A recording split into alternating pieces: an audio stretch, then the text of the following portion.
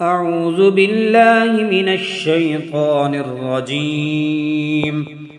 بسم الله الرحمن الرحيم. والمرسلات عرفا فالعاصفات عصفا والناشرات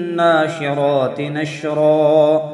فالفارقات فرقا فالملقيات ذكرا عذرا أو نذرا إنما توعدون لواقع فإذا النجوم طمست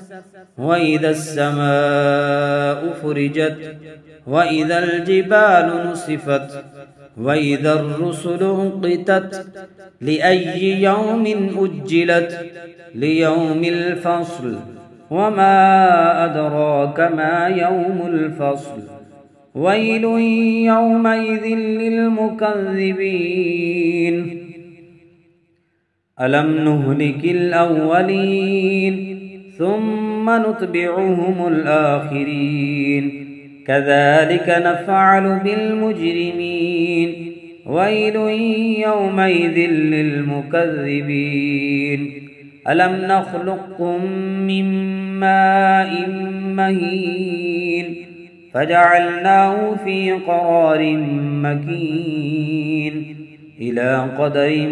معلوم فقدرنا فنعم القادرون ويل يومئذ للمكذبين ألم نجعل الأرض كفاتا أحياء وأمواتا وجعلنا فيها رواسي شامخات وأسقيناكم ماء فراتا ويل يومئذ للمكذبين انطلقوا إلى ما كنتم به تكذبون انطلقوا إلى ظل ذي 3 شعب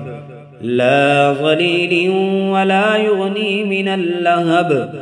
إنها ترمي بشرر كالقصر كأنه جمالة صفر ويل يومئذ للمكذبين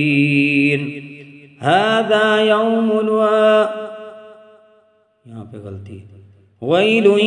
يومئذ للمكذبين هذا يوم لا ينطقون